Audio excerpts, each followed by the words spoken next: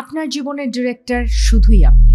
কারো হাতে এই চাবি দেবেন না কখনো। ব্যাটম্যান, ইনসেপশন, ওপেনহেইমার, এই 3টি সিনেমার মধ্যে একটা কমন জিনিস আছে, অনেকেই জানেন না। সেই কমন জিনিসটা হলো ক্রিস্টোফার এডওয়ার্ড নোলান। একটা অবাক করার তথ্য জানেন? এই মানুষটা কখনো ফিল্ম স্কুলেই যাননি, কখনো প্রথাগতভাবে মুভি ডিরেকশন শেখেননি। তারপরও তিনি এমন এমন সিনেমা বানিয়েছেন যেগুলো মানুষ শুধু দেখে বললে ভুল হবে, মানুষ এসব মুভিতে হারিয়ে যায়। এখানে আরো অবাক করা ব্যাপার কি জানেন? মাত্র 28 বছর বয়সে তিনি নিজের পকেট থেকে $9 মিলিয়ন ইনভেস্ট করে মেমেন্টো মুভিটি বানান।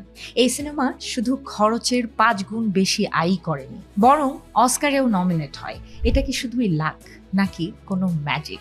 আসলে এটা ছিল তার ফরমেটিভ এক্সপিরিয়েন্স, মানে হলো তার জীবনে সেই অভিজ্ঞতাগুলো যেগুলো ধীরে ধীরে তার চিন্তার ধরন তৈরি করেছে। নোলান মাত্র 11 বছর বয়সী ছিলেন, তখন তার এক চাচা ছিলেন যিনি একজন নাসা বিজ্ঞানী ছিলেন। নোলানকে নিয়মিত তার চাচা প্ল্যানেট, স্পেস আর গ্যালাক্সির ছবি আর ভিডিও দেখাতেন। ছোট্ট নোলান সেগুলো খুব মনোযোগ সহকারে দেখতেন, প্রশ্ন করতেন, ভাবনায় হারিয়ে যেতেন। সময় গড়ানোর সাথে সাথে এই জিনিসগুলো তার ভেতরে একটা স্বাভাবিক কিউরিওসিটি তৈরি করে। তার সাবকনশিয়াস মাইন্ড যেন ধীরে ধীরে এই কনসেপ্টগুলো দিয়ে এনকোড হয়ে যায়, আর বড় হয়ে তিনি তার সেই ছোটবেলার অভিজ্ঞতাগুলোকে রিয়েলিটিতে কনভার্ট করে ফেলেন। এটাই হলো ফরমেটিভ এক্সপিরিয়েন্স, জীবনের সেই পুরনো ঘটনাগুলো যেগুলো আমরা বুঝতে না বুঝতেই আমাদের ব্রেনকে একটা নির্দিষ্টভাবে ফরমেট করে দেয়। যেমন যে মানুষটা ছোটবেলায় ঘরে প্রচুর ঝগড়া দেখেছে, সে বড় হয়ে শুধু শান্তি খুঁজতে থাকে। আর যার ছোটবেলায় তাকে নিয়ে নিয়মিত মজা উড়ানো হয়েছে, সে হয়তো বড় হয়ে চুপচাপ বা শাই হয়ে যায়।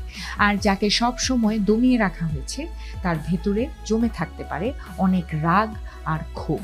সত্যি কথা হলো, আমরা আমাদের এই শৈশবের ঘটনাগুলো ভুলে যেতে পারি না, এগুলো থেকে পালাতেও পারি না। কিন্তু এখানে গুড নিউজ কি জানেন?